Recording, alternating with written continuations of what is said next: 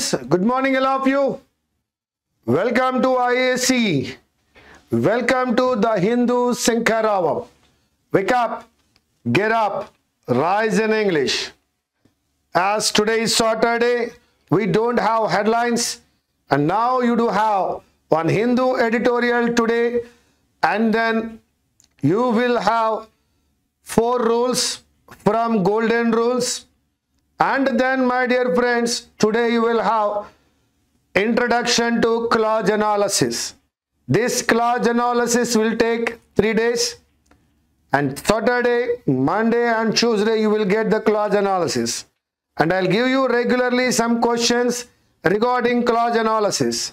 And yes, come on, let us see what is there in the Hindu headlines. Yes, the next one. Battle for Bihar, water list war, crime wave. Very good, my dear friends. For the last 1 month, we have been with SIR at Bihar, and there are so many allegations and disputes regarding this particular revision, water revision. And Supreme Court guided Election Commission. Recently, the opposition party Rahul Gandhi raised allegations against Election Commission about its partiality. Now we are with the editorial regarding Election Commission, Bihar, and Rahul Gandhi's some Adhikar Yatra. War cry. Here cry is nothing but a shouting.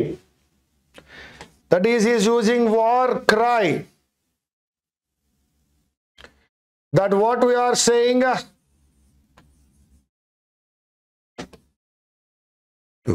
here cry is nothing but a shout. In Bihar, the electoral process itself is an election issue.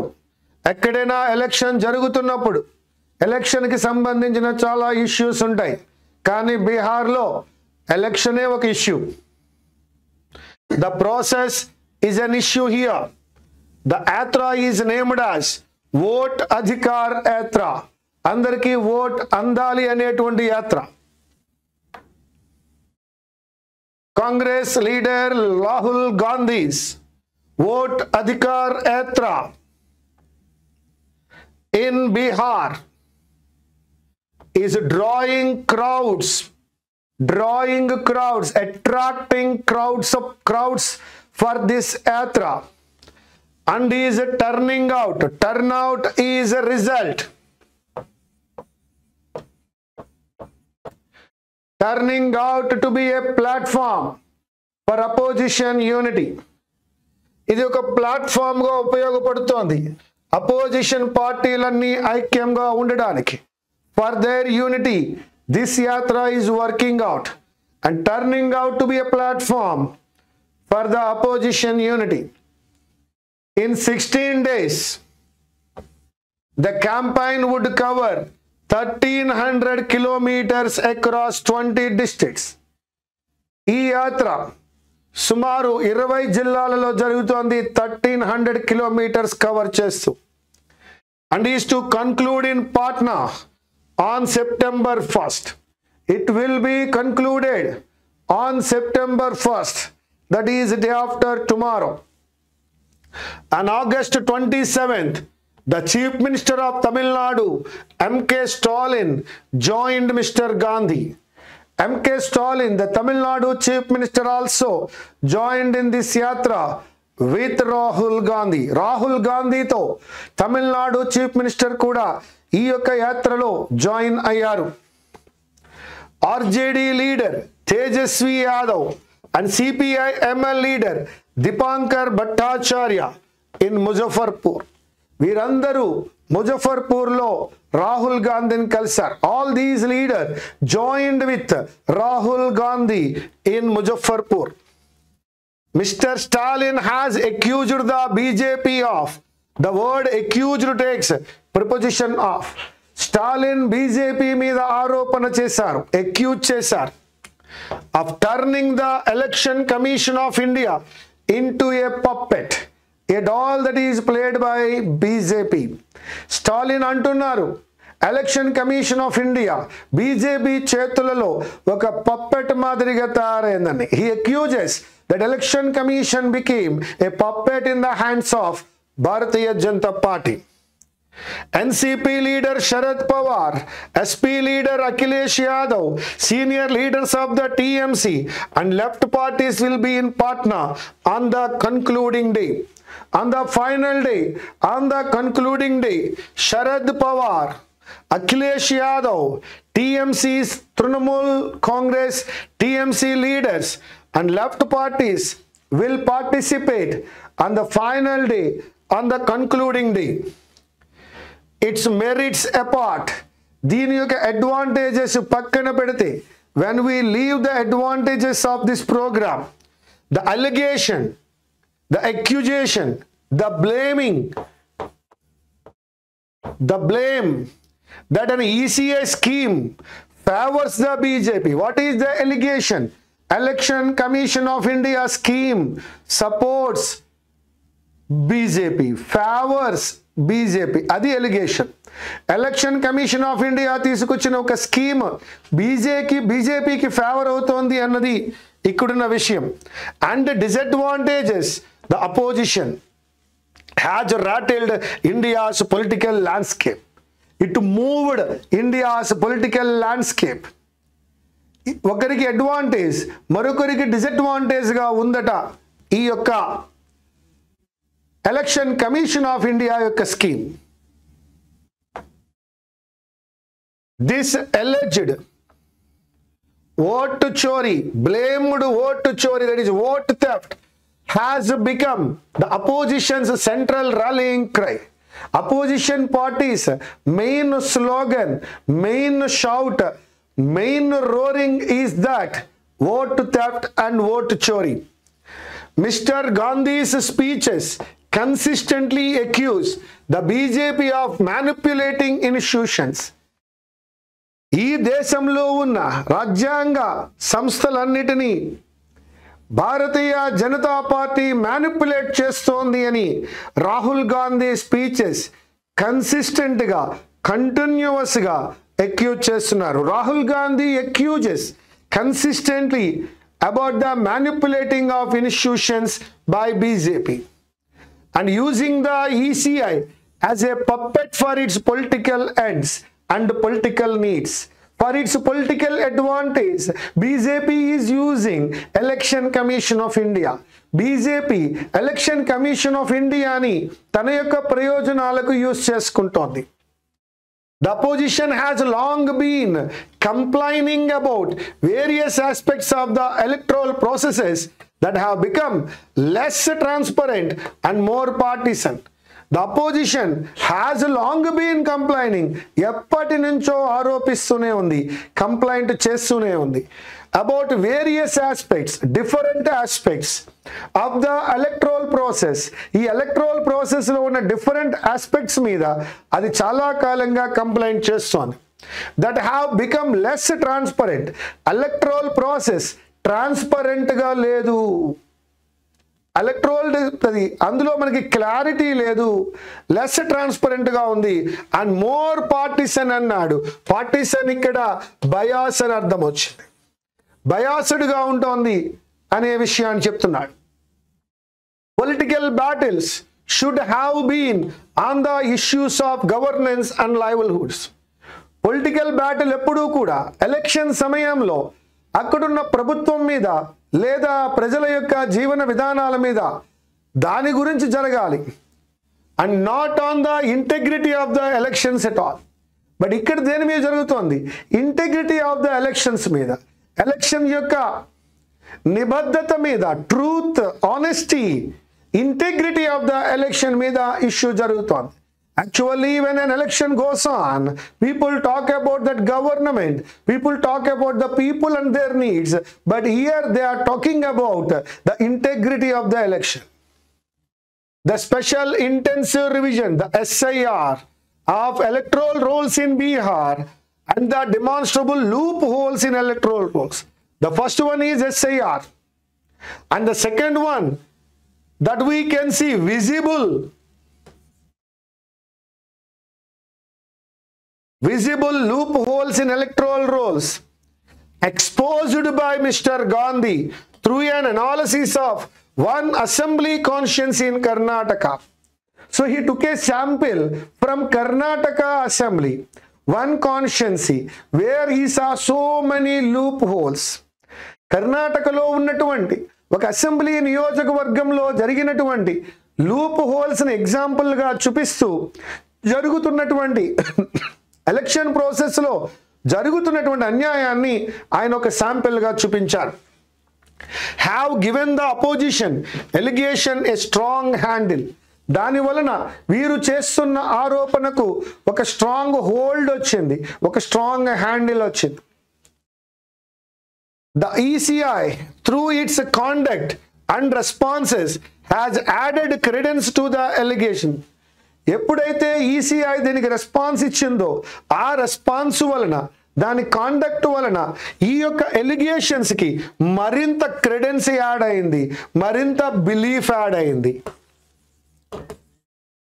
మరింత confidence వచ్చింది, నిజమే అనిపిస్తోంది. It has claimed that over 98% of the voters in the existing list have submitted an enrollment form as required by the Bihar SIR. Election Commission of India is telling more than 98% of the voters have submitted their electoral forms as prescribed by the SIR. SIR చెప్పినట్టుగా 98% కంటే ఎక్కువ మంది ప్రజలు వీటన్నిటినీ present చేశారని, submit చేశారని ఇక్కడ election commission తెలియచేస్తూ ఉంది. Around 65 lakh names from the previous list have been removed from the draft list published. అయితే పబ్లిష్ అయిన డ్రాఫ్ట్ లిస్టులో సుమారు 65 లక్షల మంది యొక్క ఓట్లు తీసివేశారు. 65 lakh people lost their vote right. They were removed from the list. It took an order by the Supreme Court for the ECI to accept the Aadhaar card as an acceptable document for establishing identity. Supreme Court of India advised and suggested Election Commission to accept Aadhaar card as an acceptable document for establishing voters or identity. So supreme court ఒక suggestion ఇచ్చింది, ఒక order ఇచ్చింది, ఆధార్ కార్డుని accept చేయండి, ఏ విధంగా ఒక identity కానీ. Mister Gandhi alleges that the names being removed are predominantly those of the poor. చాలా ఎక్కువగా predominantly, largely ఎవరు ఉన్నాయట? Poor, Dalits, OBCs, extremely backward classes and minorities, a larger proportion of whom vote for non-BJP parties. Non-BJP parties ki vote వేసేటువంటి SCs, OBCs, backward classes, minorities, ఆ ఓట్లను మాత్రమే తీసేశారు అని రాహుల్ గాంధీ ఎలిగేషన్ చేస్తున్నారు. Electoral malpractice has united the opposition. ఈ విధంగా జరిగినటువంటి మాల్ ప్రాక్టీస్ ఏదైతే ఉందో దాట్ యునైటెడ్ అపోజిషన్ పార్టీస్, అది అపోజిషన్ పార్టీస్ని యునైట్ చేసింది. But the charges, allegations, much of them overblown are a sign of institutional distrust and rot. So institution మీద ఉన్నటువంటి distress and decay, rot means decay, that spoiled. జరుగుతున్నటువంటి ఇంత ఎక్కువ రీతిలో జరుగుతున్న ఈ ఎలిగేషన్ కానీ, ఈ సక్సెస్ ఆఫ్ ద యాత్ర కానీ ఏం చెప్తోందయ్యా అంటే ఇది ఇన్స్టిట్యూషనల్ డిస్ట్రస్ట్ అని చెప్తోంది. ఇన్స్టిట్యూషన్ మీద ప్రజలకు ఉన్నటువంటి అపనమ్మకాన్ని చెప్తోంది. ఇన్స్టిట్యూషన్ ఏ విధంగా స్పాయిల్ అయ్యిందో చెప్తోంది. The opposition space has been severely restricted by the brazen, uncommon and arbitrary authority use of central law enforcement agencies. So చాలా బ్రాజన్గా, అన్కామన్గా, అదేవిధంగా arbitrary, that is authority use చేస్తోంది. ఎవరు యూజ్ చేస్తున్నారు? Law enforcement agencies. And the ECI has done little to demonstrate its impartiality. తనలో bias లేదని, ఇంపార్షియల్గా ఉన్నానని election commission of India prove చేసుకునే ప్రయత్నం చేయలేదు. ఆ విషయంలో అది చేసినటువంటిది ఏమీ లేదు. Little. All of this has left the opposition with an approach of discrediting the electoral process. Because of all this, now the opposition party giving discredit to the Election Commission India. దీని వలనే election commission of ఇండియాకి opposition party discredit ఇస్తోంది, which in itself is a sad commentary on Indian democracy. ఇదే భారతదేశ డెమోక్రసీలో, ప్రజాస్వామ్యంలో దీనికి మించినటువంటి సాడ్ కామెంటరీ మరొకటి ఏమీ ఉండదు. ఎవరైతే డెమోక్రసీని నిలబెట్టాలో అటువంటి ఎలక్షన్ కమిషన్ ఆఫ్ ఇండియాకి వ్యతిరేకంగా అపోజిషన్ పార్టీస్ చేస్తున్నటువంటి ఒక యాత్ర గురించి ఈ రోజు మనం నేర్చుకున్నాం. This is what we learned about, and there is a lot of discussion. And election commission of India has its stand and has its defence also. Why they removed 65 lakh votes? They have their reasons. And opposition party got an opportunity to ramp up the allegations and use it for the next election. Anyhow, it is politics, boss, and it is India in democracy, and we stand with no one, but we just read it out and we try to understand each and every word from this paragraph. ఈ పారాగ్రాఫ్లో ఏముందో తెలుసుకోవడం తప్ప మనం ఏ పార్టీలోనూ లేము, దేనికి మనకి సంబంధం లేదు. ఎడిటోరియల్లో ఎడిటర్ ఏమి ఇచ్చాడో దాన్ని మనం చదువుకున్నాం. ఎలక్షన్ కమిషన్ ఇండియా దాని డిఫెన్స్ దానికి ఉంది. అపోజిషన్ పార్టీ రాహుల్ గాంధీ యొక్క అఫెన్స్ ఆయన దగ్గర ఉంది. There is something is going on now. This is election issue at Bihar. See what will happen in future. Yes, my dear friends.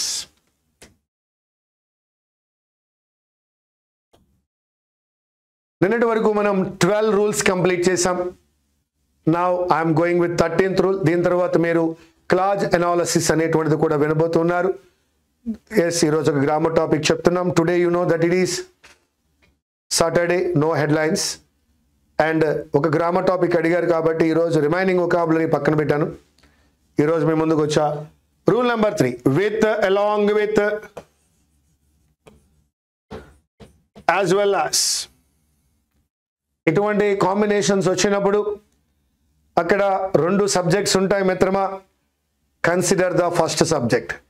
ఇంతకుముందు ఒక రూల్లో నేర్చుకున్నాం, neither nor, either or, not only but also consider the second subject అన్నాం. With, along with, as well as consider first subject. The principal along with his teachers were present. ఎప్పుడైతే along with ఉందో, principal అనేది first subject, teachers అనేటువంటిది second subject. Consider first subject. The principal అనేటువంటి first subject singular కాబట్టి మిత్రమా వర్ apply చేయలేము, was మాత్రమే apply చేస్తాం.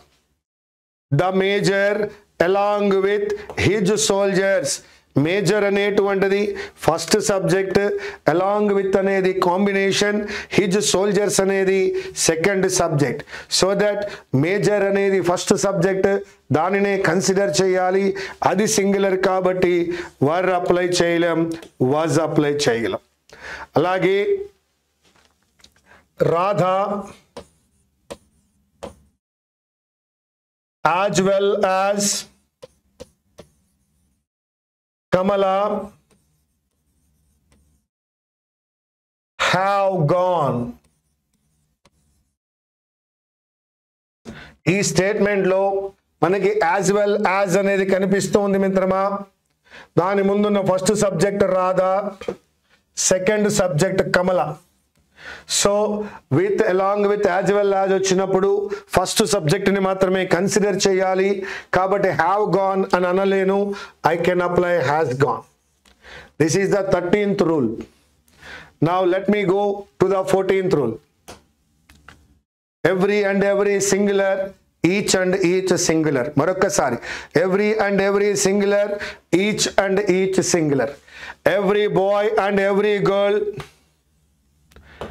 has started the work. Every boy and every girl have started కాదు మిత్రమా, has started the work. Each boy and each girl were given కాదు మిత్రమా, was given. So you know that every and every, each and each, both are singulars, so that every boy and every girl has started, each boy and each girl was given. Now 10 miles అనేటువంటిది ఒక డిస్టెన్స్ని కొలిచేటువంటి ఒక measurement నాన్న. Measurements వచ్చినప్పుడు first part చూడకూడదు, second part చూడాలి. 10 miles అనేది ప్లూరలే కానీ అది ఏ విధంగానూ కూడా వెర్బ్ని తీసుకోదు. కాబట్టి 10 miles are a long distance అనలేము, is a long distance. And the question is what are a long distance కాదు, what is a long distance. What is a long distance అన్నప్పుడు నీ ఆన్సర్ ఏమొస్తుందయ్యా, 10 miles is a long distance. 5 times 5 is 25, ఇది కూడా కరెక్టే. 5 times 5 is 25. What is 25? What is 25? 5 times 5. 50 kgs అనేటువంటిది ఒక measurement నాన్న. కానీ కేజీస్ని తీసుకోలే, మనం హెవీ వెయిట్ని మాత్రమే తీసుకుంటాం.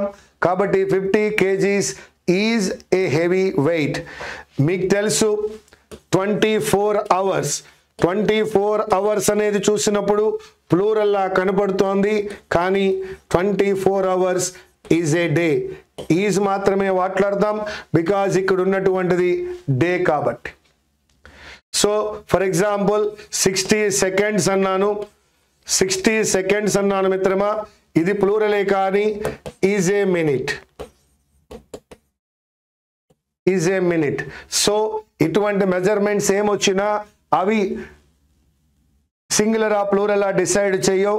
ఆ తర్వాత ఉన్న లాంగ్ డిస్టెన్స్ చెప్తోంది సింగులర్ అని, 25 చెప్తోంది సింగులర్ అని, హెవీ వెయిట్ చెప్తోంది సింగులర్ అని, డే చెప్తోంది సింగులర్ అని, అండ్ మినిట్ చెప్తోంది సింగులర్ అని. సో దాని ప్రకారమే సింగులర్ అప్లై చేస్తాం. వీటన్నిటినీ మెజర్మెంట్స్ అంటాం, కొలతల్లో వాడుతూ ఉంటాం. ఇది వాడినప్పుడు ఈ విధంగా మాత్రమే అప్లై చేయాలి. రూల్ నెంబర్ 16, దేర్ అనే పదము బోత్ ప్లూరల్ తీసుకుంటుంది, సింగులర్ కూడా తీసుకుంటుంది. దేర్తో సింగులర్ అప్లై చేయవచ్చు, దేర్తో ప్లూరల్ కూడా అప్లై చేయవచ్చు. సో మెనీ బుక్స్ అనేటువంటిది ఉంది కాబట్టి దేర్ ఆర్ అన్నాం, ఏ బుక్ అన్నాం కాబట్టి దేర్ ఈజ్ అన్నాం. 15th రూల్కి 16th రూల్కి కొంత సిమిలారిటీ ఉంది. అక్కడ కూడా మనం second part of the sentence చూసాం, ఇక్కడ కూడా second part of the sentence చూసాం. కాబట్టి దేర్ ఈజ్ ఏ బుక్ అంటాం, దేర్ ఆర్ మెనీ బుక్స్ అంటాం. ఇక్కడ ఈజ్ ఎందుకు వచ్చిందయా అంటే బుక్ అనే సింగులర్ ఉంది కాబట్టి. ఇక్కడ ఆర్ ఎందుకు వచ్చిందయా అంటే మెనీ బుక్స్ అనేటువంటి ప్లూరల్ ఉంది కాబట్టి. ఈ విధంగా మనం 16 రూల్స్ కంప్లీట్ చేసుకున్నాం. ఒకసారి all the 16 rules for you. Usually, naturally, generally, regularly, daily, every day, every month, always, often, in the mornings వచ్చినప్పుడు V1 గాని V1 + S గాని అప్లై చేయాలి. ప్రిపోజిషన్ తర్వాత వెర్బ్ అప్లై చేయాలి అనుకున్నట్లయితే అది వెర్బ్ + ing అయి ఉండాలి. మరి 2 తర్వాత V1 మాత్రమే అప్లై చేస్తాం. With a view to, in addition to తర్వాత వెర్బ్ + ing మాత్రమే అప్లై చేస్తాం. అదేవిధంగా let, get, make, help, had better, had sooner వచ్చినప్పుడు కేవలం V1 మాత్రమే బేర్ ఇన్ఫినిటివ్గా అప్లై చేయాలి. మోడాల్ + V1 నేర్చుకున్నాం. Do + V1, does + V1, did + V1 అనే విషయాన్ని కూడా నేర్చుకున్నాం. ఇక మనం చూసినట్లయితే is, verge, has, V1 + S అనేవి సింగులర్లని, ఆర్, వర్, హ్యావ్, V1 అనేవి ప్లూరల్ అని కూడా తెలుసుకున్నాం. ఇక వన్ ఆఫ్ ద బాయ్ కాదు, వన్ ఆఫ్ ద బాయస్ అని తెలుసుకున్నాం. One of the, each of the, none of the వచ్చినప్పుడు సింగులర్ అప్లై చేయాలన్నాం. Neither, nor, either, or, not only but also అనే కాంబినేషన్స్ వచ్చినప్పుడు కన్సిడర్ ద సెకండ్ సబ్జెక్ట్ అని నేర్చుకున్నాం.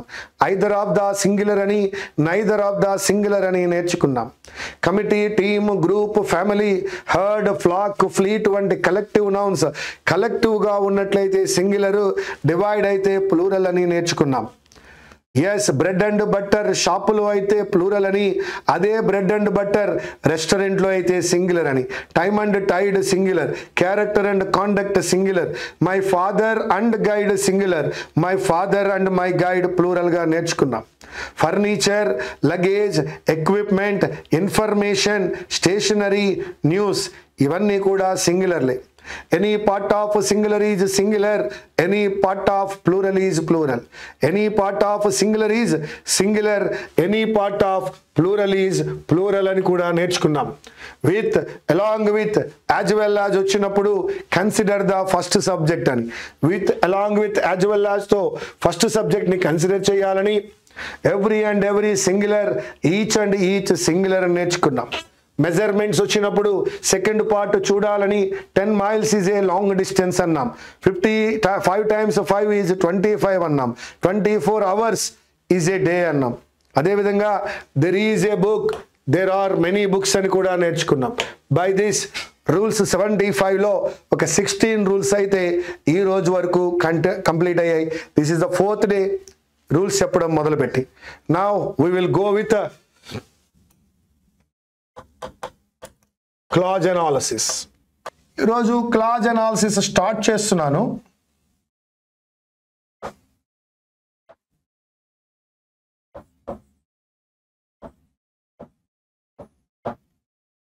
మనము క్లాజ్ గురించి, ఫ్రేజ్ గురించి కూడా నేర్చుకుందాం.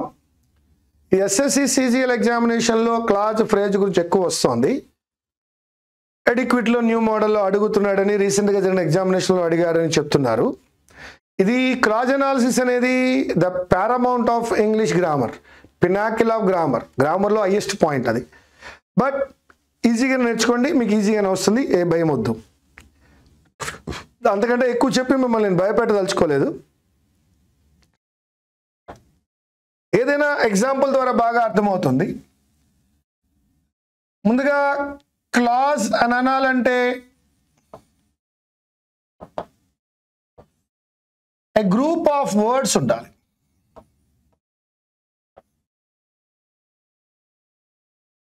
A group of words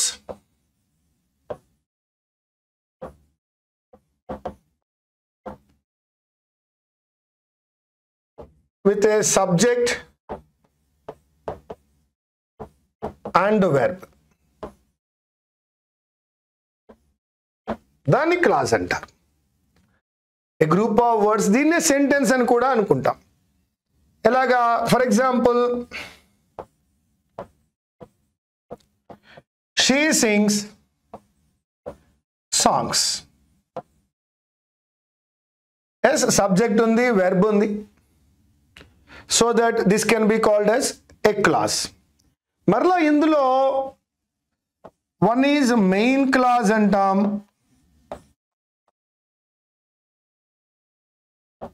రెండవది సబార్డినేట్ క్లాజ్ అంటాం.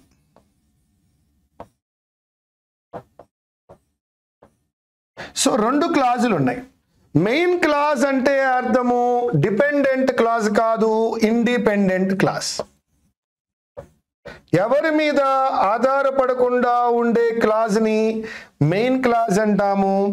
ఎవరి మీదైనా ఆధారపడుతుంటే దాన్ని డిపెండెంట్ క్లాజ్ అంటాం. ఇలా ఎలా అర్థమవుతుంది? ఇలా అర్థమవుతుంది. దీనికి ఎగ్జాంపుల్ మనం ఇవ్వాలి. ఫర్ ఎగ్జాంపుల్, ఇండిపెండెంట్ క్లాజ్ అంటే రాస్తున్నాను ఇక్కడ, షీ వర్క్స్ హార్డ్. నాన్న, షీ వర్క్స్ హార్డ్ అనేటువంటి స్టేట్మెంట్ కంప్లీట్ అయిపోయింది. అందులో వెర్బు ఉంది, సబ్జెక్టు ఉంది, పూర్తిగా కంప్లీట్ అయిపోయింది. కాబట్టి that can be called as main clause. Independent clause ఎవరు అవసరం లేదు.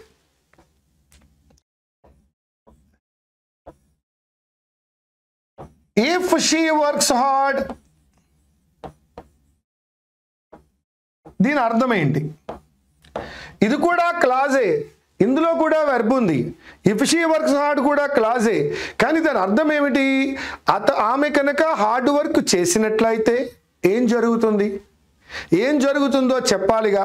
ఈ స్టేట్మెంట్ కంప్లీట్ అయిందా అంటే అవ్వలేదు, కానీ షీ వర్క్స్ హార్డ్ అనే స్టేట్మెంట్ కంప్లీట్ అయింది. సో ఏదైతే తనంత తానుగా పరిపూర్ణమైన అర్థాన్ని ఇస్తుందో ఆ క్లాజ్ని మెయిన్ క్లాజ్ అని, ఏదైతే పరిపూర్ణమైన అర్థాన్ని ఇవ్వడం కోసం మరొక క్లాజ్ మీద ఆధారపడుతుందో దాన్ని సబార్డినేట్ అంటాం. దీన్ని కంప్లీట్ చేస్తా. If she works hard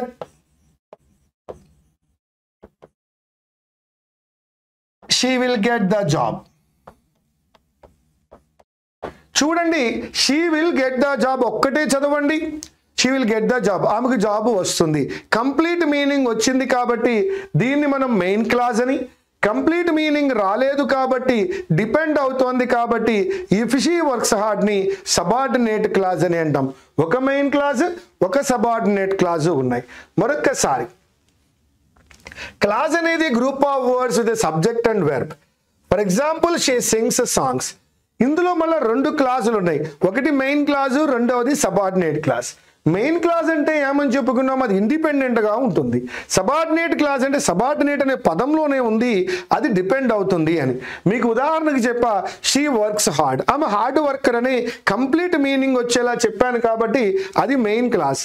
but ఇక్కడ చూసినప్పుడు ఇఫ్ షీ వర్క్స్ హార్డ్, ఆమె హార్డ్ వర్క్ చేసినట్లయితే కంప్లీట్ మీనింగ్ ఇవ్వలేదు కాబట్టి దాన్ని మనం సబార్డినేట్ క్లాజ్ అని అంటాం. అదే she will get the job అని కన్క్లూడ్ చేసా, ఇది మెయిన్ క్లాజ్, దీని మీద డిపెండ్ అవుతున్న clause if she works hard. So one main clause, one subordinate clause. Yes,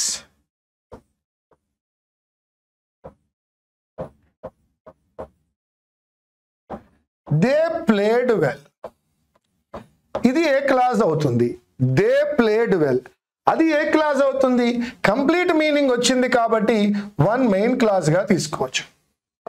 మరి అదే though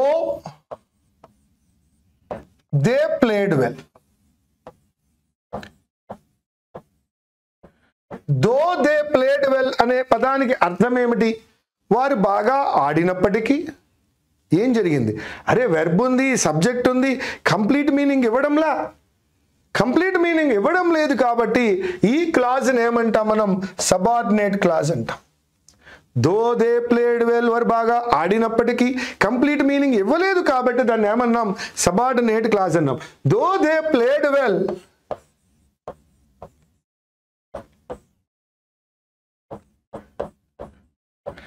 they last the match.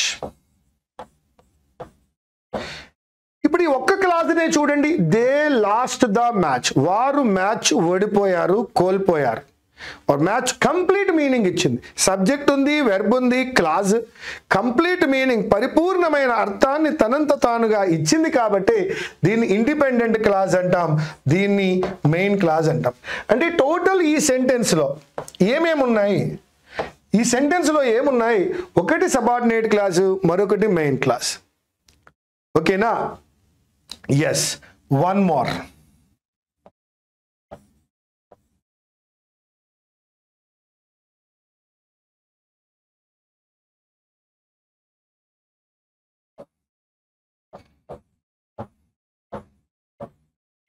She worked hard, that is main clause. He worked hard, main clause. ఇప్పుడుది as she worked hard, ఇప్పుడే clause అయింది ఇది. as she worked hard, ఆమె hard work చేసింది కాబట్టి ఏం జరిగింది? she got a job. చెప్పండి, ఇప్పుడు యాజ్ షీ వర్క్డ్ హార్డ్, ఆమె హార్డ్ వర్క్ చేసింది కాబట్టి క్లాజే, సబ్జెక్ట్ ఉంది, వెర్బ్ ఉంది, క్లాజే, కంప్లీట్ మీనింగ్ ఇవ్వలేదు కాబట్టి దీన్ని ఏమందాం? సబార్డినేట్ క్లాజ్ అందాం. She got a job, complete meaning ఇచ్చింది కాబట్టి ఏమందాం? That is main clause. యాక్చువల్గా దీన్నే కాంప్లెక్స్ సెంటెన్స్ అంటారు. ఒక మెయిన్ క్లాజ్, ఒక సబార్డినేట్ క్లాజ్ ఉంటే దాన్ని ఏమంటారు? కాంప్లెక్స్ సెంటెన్స్ అంటారు. ఇది క్లాజ్కి సంబంధించిన విషయం. క్లాజ్కి ఇంకా ఉంది. ఇప్పటి వరకు మీరు నేర్చుకున్నది what is main clause, what is subordinate clause. ఇక మీకు తెలియవలసింది ఇంకేమున్నాయి ఇందులో అంటే, నౌన్ క్లాజ్ అంటే ఏమిటి? సో ఇక్కడ క్లాజ్ అనే పదం ఉంది కాబట్టి అందులో ఖచ్చితంగా సబ్జెక్ట్ ఉండాలి, వెర్బ్ ఉండాలి. బట్ అది నౌన్ చేసే పని చేయాలి. అది నౌన్ చేసే పని చేస్తే దాన్ని నౌన్ క్లాజ్ అంటారు. నౌన్ ఏం చేస్తుందో చెప్తా. రెండవది అడ్జెక్టివ్ క్లాజ్. దీని గురించి నేర్చుకోవాలి. మళ్ళా క్లాజ్ అన్నాను కాబట్టి ఈ అడ్జెక్టివ్ క్లాజ్లో కూడా ఒక సబ్జెక్ట్ ఉంటుంది, ఒక వెర్బ్ ఉంటుంది. కానీ అడ్జెక్టివ్ అని ఎప్పుడైతే అన్నానో, what is adjective? Adjective tells about noun. అంటే ఈ క్లాజ్ ద్వారా మనం ఏం చెప్పబోతున్నాం? ఒక నౌన్ గురించి అదనంగా చెప్పబోతున్నాం. ఒక నౌన్ గురించి అదనంగా చెప్తే అడ్జెక్టివ్ అవుతుంది. ఒక నౌన్ గురించి అదనంగా చెప్పే సెంటెన్సే అడ్జెక్టివ్ క్లాజ్ అవుతుంది. నౌన్ గురించి అదనంగా చెప్పే క్లాసే అడ్జెక్టివ్ క్లాజ్ అవుతుంది. ఇక మూడవది యాడ్వర్బ్ క్లాజ్. ఈ యాడ్వర్బ్ క్లాజ్ ఏమవుతుంది? మళ్ళా క్లాజ్ అని ఉంది కాబట్టి ఖచ్చితంగా అది sentence. Adjective clause tells about a noun. అది ఒక సెంటెన్స్ ఏదైతే దేని గురించి చెప్తోంది? నౌన్ గురించి. మరి యాడ్వర్బ్ క్లాజ్ అనేది కూడా ఒక సెంటెన్సే, ఒక క్లాజే. ఇక్కడ సబ్జెక్ట్ ఉంటుంది, ఇక్కడ వెర్బ్ ఉంటుంది. బట్ ఇది ఎవరి గురించి చెప్తుంది? Tells about verb. వెర్బ్ గురించి చెప్పాలి, లేదా రీజన్ గురించి చెప్పాలి, కారణం చెప్పాలి, సో లేదా టైం చెప్పాలి, లేదా ప్లేస్ చెప్పాలి. Adverb of reason, adverb of time, adverb of place or verb గురించి అదనంగా చెప్తే దాన్ని అడ్వర్బ్ క్లాజ్ అంటాం. అది నౌన్ క్లాజ్ అయినా, అడ్జెక్టివ్ క్లాజ్ అయినా, అడ్వర్బ్ క్లాజ్ అయినా అవి చేయవలసిన పని ఏంటయ్యా? నౌన్ గురించి అదనంగా చెప్పాలి. నౌన్లా మాట్లాడితే నౌన్ క్లాజ్, నౌన్ గురించి అదనంగా చెప్తే అడ్జెక్టివ్, వెర్బ్ గురించి అదనంగా చెప్పినా, ఒక రీజన్ చెప్పినా, ఒక టైం చెప్పినా, ఒక ప్లేస్ చెప్పినా అదేమవుతుందట? యాడ్వర్బ్ క్లాజ్ అవుతుంది. అంటే ఇవి నీకు అర్థం అవ్వాలంటే విత్ ఎగ్జాంపుల్ మనము దాని మీద ఎక్సర్సైజ్ చేయాలి. ఇవి క్లాజులు. అయిపోలా, నీకు ఎగ్జాంపుల్ చెప్పాలా? నీతో చాలా ఒక 50 ప్రాబ్లమ్స్ చేయిస్తే కానీ అవ్వదు. క్లాజ్ అంటే ఏంటో చెప్తున్నా. ఎస్. ఇక ఇక్కడ వచ్చే మరో పదమే phrase. What is a phrase? For example, in the morning, a word or group of words, it is also a phrase. Yesterday is a phrase. Working hard. ఇందులో ఏం లేదు, సబ్జెక్టు వెర్బ్ లేదు, కానీ ఇవన్నీ కూడా ఏమనిపిస్తాయి? ఫ్రేజెస్ అనిపిస్తాయి. సో మళ్ళా ఇందులో వెర్బ్ లేకుండా నౌన్ ప్లేస్లో ఉండే నౌన్ ఫ్రేజ్ అని, అడ్జెక్టివ్ నౌన్ గురించి మాట్లాడితే అడ్జెక్టివ్ ఫ్రేజ్ అని, వెర్బ్ గురించి మాట్లాడితే అడ్వర్బ్ ఫ్రేజ్ అని అనుకుంటాం. అలాగే ప్రిపోజిషన్ గురించి మాట్లాడితే ప్రిపోజిషనల్ ఫ్రేజ్ అని అంటాం. సో ఓవరాల్గా నువ్వు ఐడెంటిఫై చేయవలసినవి 7. ఈరోజు ఆ 7 ఏంటో చెప్తా. రేపు మనము ఎగ్జాంపుల్ చేద్దాం. ఎగ్జాంపుల్ చేసినప్పుడు మళ్ళీ ఇదంతా ఒక్కసారి చెప్పి ప్రతి ఎగ్జాంపుల్లోనూ అది ఏ క్లాజో ఏ ఫ్రేజో నేర్చుకుందాం. అది మండే నేర్చుకుందాం. కానీ నీకు ఆప్షన్లో ఇచ్చే 7 ఏంటో చెప్తా. ఆ 7 ఒక్కసారి చూడు. సో వాడు ఒక క్వశ్చన్ ఇస్తున్నాడు, ఒక పార్ట్ అండర్లైన్ చేస్తున్నాడు. ఈ పార్ట్ నౌన్ క్లాజా,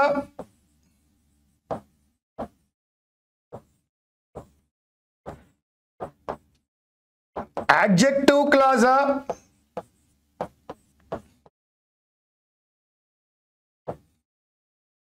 adverb క్లాజా,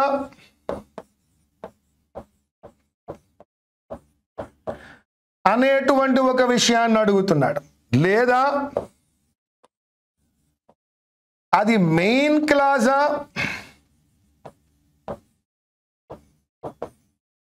సబార్డినేట్ క్లాజా అని అడుగుతున్నాడు.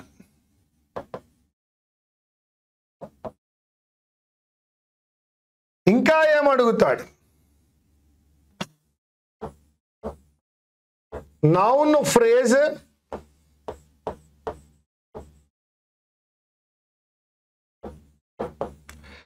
adjective phrase,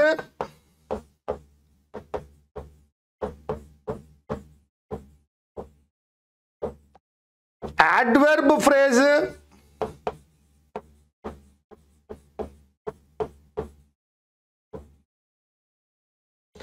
లేదా ఫైనల్ గా ప్రిపోజిషనల్ ఫ్రేజ్. అది ఏ ఫ్రేజ్ అని మనల్ని అడుగుతున్నాడు. ఈ 9లో డివైడ్ చేయగలగాలి.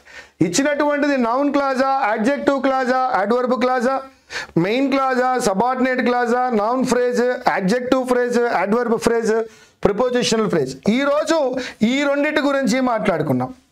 మండే మనం ఈ మూడింటి గురించి మాట్లాడుకుంటాం. సో నేను మీకు మండే కొన్ని క్వశ్చన్స్తో వస్తా. ఆ క్వశ్చన్లో అండర్లైన్ చేసిన క్లాజ్ ఏంటో చెప్తా.